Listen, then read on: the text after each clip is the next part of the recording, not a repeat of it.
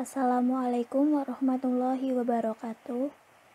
Perkenalkan, saya Kurni Amber Lestari akan mempresentasikan hasil diskusi dari kelompok kami, kelompok 3A Fitokimia Flavonoid yang beranggotakan Aprilianti Ehsanur Islami, Kurni Amber Lestari, dan Lulu Zahrotul Muna. Di sini saya akan membahas tentang definisi, struktur, sifat fisika dan kimia, jenis-jenis flavonoid, deteksi flavonoid, biosintesis flavonoid, dan isolasi flavonoid. Yang pertama adalah definisi dari flavonoid.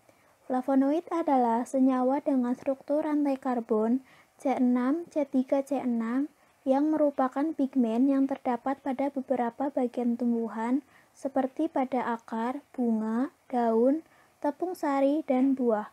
Flavonoid juga jarang ditemukan dalam satu golongan flavonoida, namun sebagai campuran dari beberapa golongan. Kemudian, struktur flavonoid.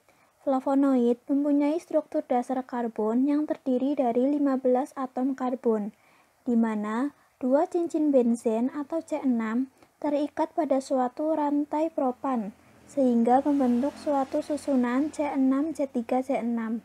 Jika dilihat dari struktur dasarnya, flavonoid terdiri dari 2 cincin benzen yang terikat dengan 3 atom karbon.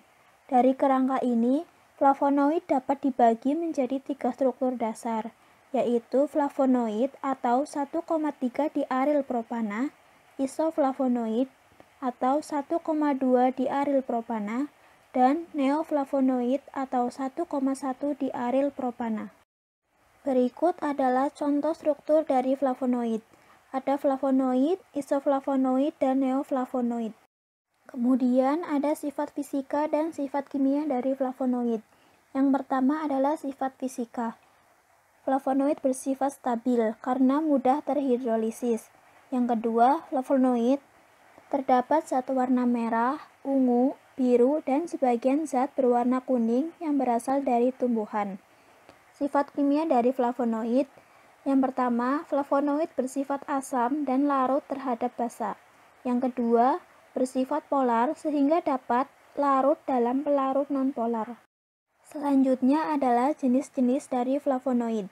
Ada flavonol, flavanon, dihidrokalkon, antosianin, flavon, kalkon, quercetin, biflavonoid, flavonoida oglikosida, flavonoid C-glikosida, isoflavon, flavonoid sulfat, dan masih banyak lagi.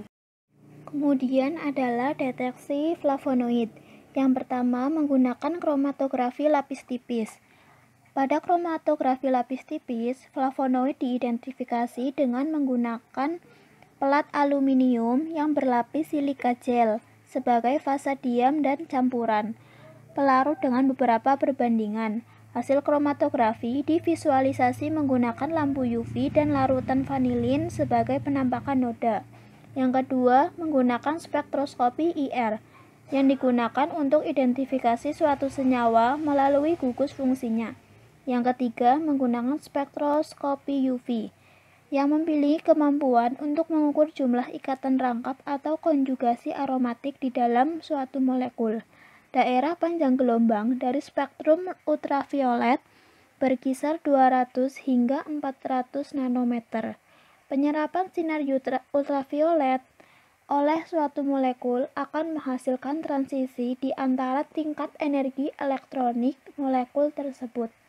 Transisi tersebut terjadi pada orbital ikatan atau pasangan elektron bebas dengan orbital anti-ikatan. Kemudian adalah biosintesis dari flavonoid. Terdapat 2 jalur, yaitu jalur poliketida dan jalur fenilpropanoid.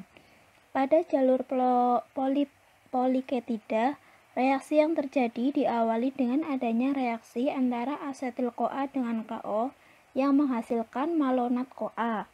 Setelah itu, malonat-CoA bereaksi dengan asetil-CoA menjadi aseto-asetil-CoA.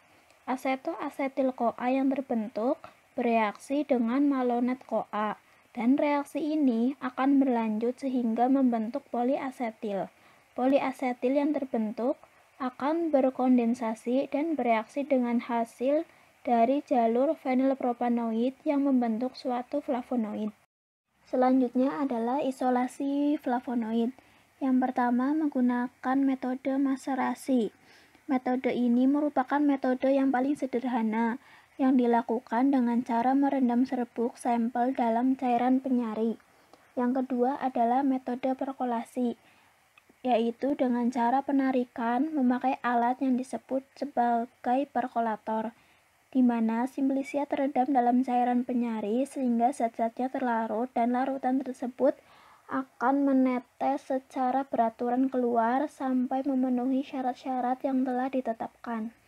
Isolasi secara perkolasi merupakan cara penyarian yang dilakukan dengan mengalirkan cairan penyari melalui serbuk sampel yang telah dibasahi.